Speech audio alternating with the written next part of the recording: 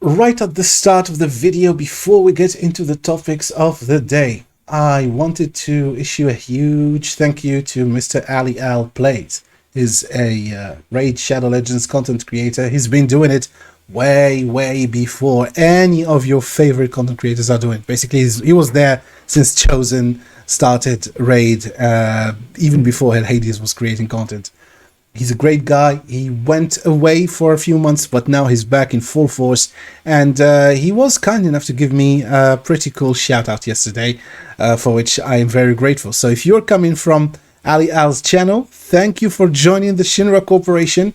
Here you will find some fun, humorous, informative, hopefully not too ranty content. And I hope that to keep improving it day after day. If you're not subscribed to Ali Al Plays, I will leave his link in the description below. Please go and subscribe to him, show him some love. Tell him that Rufus Shinra sent you. That'll sure to be brightening his day. So, with that said, let's get into the video. Cue the intro.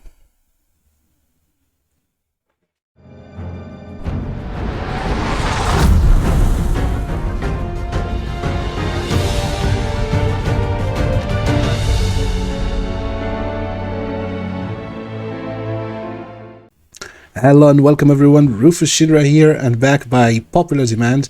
And by popular I mean the couple of people who've asked it in the comment section of the last video. By the way, thank you for your support. I will be showing a different version of the Crypt King Graal comp to beat Spider 25 quite easily. On top of that, I will also be showing Tomblord doing a serious solo job on several parts of the content. Scarab King, Dragon, even Faction Wars 21 for that matter. And yeah, that will be the content of this video. But before doing any of that, I will talk about some news that dropped about Shadowkin. We received the news that the Shadowkin faction Crypt will be open about 3 months from now. Which means that if you still are working on getting your Lydia, now is the time to pick things up. Because even though you might have been putting it out because of lack of resources, because you were still waiting to get more champions to unlock certain factions or to beat certain factions, the thing is the rotation at which each one of these factions come up means ones, for example, let's take a look at this one. Barbarians is opening in 6 days. So 3 months might seem long, but it can go by pretty quickly given the frequency at which these factions rotate. And we are told that if you don't have Lydia before the 3 months, you will have to complete the Shadowkin faction on top of all the already existing factions.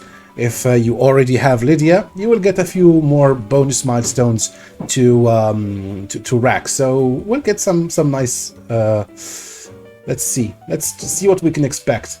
So this was the last line of gifts that we got.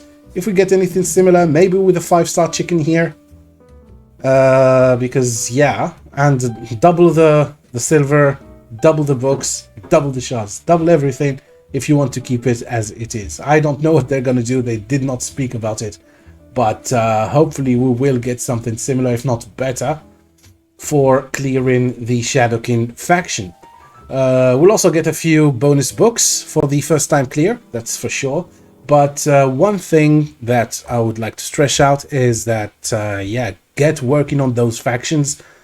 If you want, I will be putting out some guides on how to clear the different faction wars with limited comps, because back in the day when I did it, it was before the last nerf of Lydia. I had cleared most of the factions, and most of the time I was using pretty budget comps with champions barely leveled to 50, and most of the time without any masteries. I'll be happy to revisit some of those old comps of mine and try to give you some tips. All right, so with this out of the way, let's go check out our comps. All right, here is Crypt King Graal Team 2.0, this time with Renegade instead of Kmar. The tuning is pretty much the same. There is a little variation on the cold hearts, but I will take you through each element of that. So let's go to the team setup. Crypt King Graal leads with the aura just because, and he is at the exact same speed that I showcased for the comp yesterday, so this might make this comp a little bit of a high requirement one, but rest assured he is the only one that needs speed. He needs 296. The reason is we need a way to lap the spiderlings, place burn, then come back and place the freeze. I tried it at 289 and the comp started failing, so my guess is 290, 292 would be a good speed for him if you are not using an additional CC or an additional burn champion. Of course, if you have Achak, the Wenderin, if you have any champion that could place AoE freeze or AoE stun, or even AoE fear for that matter, you could let go of one of the cold hearts, replace them, put that champion in there. That could lower significantly the speed requirements. But if all you have is Crypt King Growling, or if you want to make this comp happen, you need to be at least 290 is my guess, but don't take my word on that, because I've tried it at 289, didn't work. 296 works like a charm. For the cold hearts too, there is a little bit of a disclaimer. So I'm running speeds that are pretty tightly knit together, so 192, 199 and 199. I tried changing or playing around with the speeds, making one of the cold hearts faster than the others at 205, 210, but the comp again started to derail because they would not stagger their heart seekers properly. They would either go too soon or too late. So again, here the tuning is pretty important. Try to get them in that 195 to 199 range. Try to keep them in the 190 to 199 range and you will be good. Renegade 158. She's just wearing basically 2 pieces of speed. As long as she's faster than 151, she will go before the spiderlings. She will use her sacrificial ritual. So just recapping the team setup, which is also very important on Crypt King Graal. Make sure to make his Death Fires his second choice and have it as an opener.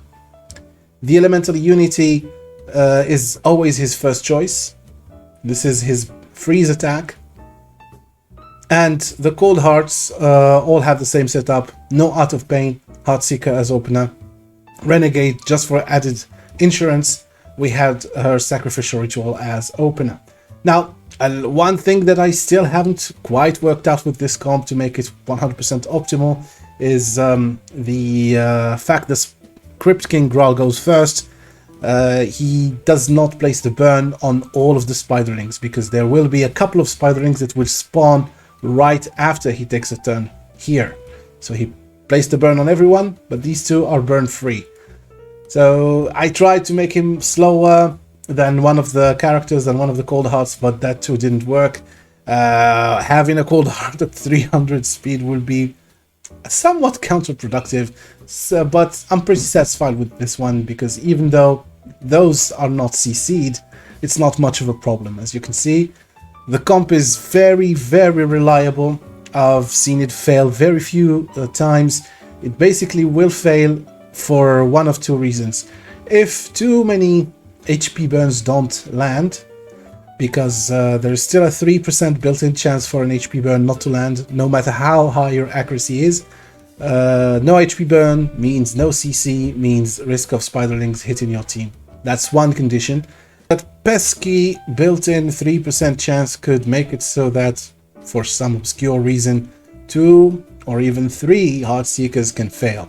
The chances of that are very, very low, which is why in all of the runs that I had, it's usually, the success rate is usually about 98 to 99%, if not 100% on several hundred runs.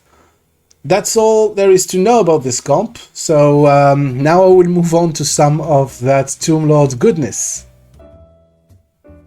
Alright, so with Tomblord, not much to say. There's basically the build that I will show you right now, and then after that I will show you all he can do in all the levels. Recently used Tomblord. I showed a previous video with Tomblord rocking some Guardian gear to show you that he could still solo dungeons like Dragon with very, very low stats. Now I will show him with a little bit of a better more buffed up, more improved version of what he was wearing. He's in regen and immortal, 51k HP, 259 speed, 260 speed, so he can work starting from 240, but the more speed the better. 100% crit rate, this is of course overkill, and around 300 accuracy. You want that for the Scarab King, that I will show him solo in a little bit as well. He has now a Doom Tower accuracy aura, so 300, 280 maybe even can be enough with his aura. 200 resistance is enough, I found so far. Right, so for the masteries, I have him in a build that's pretty old now. I probably need to update this, but so far it's been working like a charm.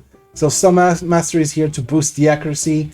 This one is pretty good because he can heal up or get bonus heals every time an enemy is killed, and he will kill basically all the enemies.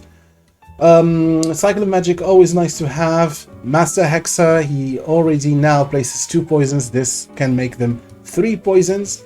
And Spirit Haste, because he will be carrying some food with him, or champions that will die along the way, giving him this nice 24 speed boost, along with the 18 speed boost from Whirlwind of Death, if he is the one that kills all the enemies in a wave. Alright, so and for the gear specifically, we have regen, we have immortal, and we have him in one single piece of blood shield. This is important for the Scarab. You don't even have to level it, but as long as it's there, it will allow him to do Scarab. Doesn't matter how many pieces you have, 1, 2, or 3, one is enough and does the job. So let's see him again doing some dragon really quick. You can see exactly how this magnificent one-man army works against every wave. He always has the same modus operandi, placing the poisons, placing the occasional speed reduction, and then sucking off all that turn meter, rinsing, repeating again ad nauseum. I will show a couple more areas that Tomblord can solo right after this one, with some special guest appearances by other champions, namely in the Scarab and against the Faction Wars 21 stage for Night Revenant. Yeah, so that's it basically today for the video. I hope you enjoy the rest of these runs. I have been Rufus Shinra, and I'm signing out.